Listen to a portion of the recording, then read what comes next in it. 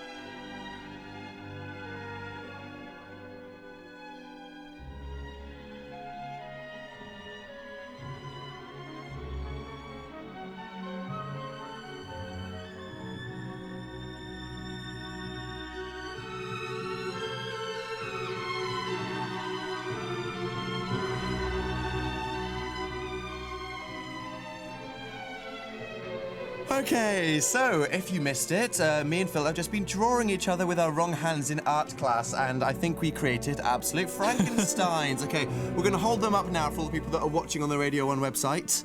Here is my drawing of Phil. That looks horrible. I look like I've got someone... the neck of a giraffe on yours. I look like someone set fire to a Picasso painting. Yep. I think Mrs. Hollick, my art teacher, would be proud of that, if I'm honest. And I mean, really, how can we judge which one's better? Which one are you feeling is better? I like your Louis Walsh in the background. Louis Tomlinson. Oh, Louis Tomlinson. Sorry. Sacrilege to One Direction fans there. So, I mean, in your honest opinion, as someone that did art GCSE, Phil, you're the most qualified person here. Yeah. Who do you think was better? Mine. Okay. Is Phil. It is better. You've got like facial features. You can see the wrinkles in your brow. Oh, okay, just because you have identifiable facial features in your ones. Okay,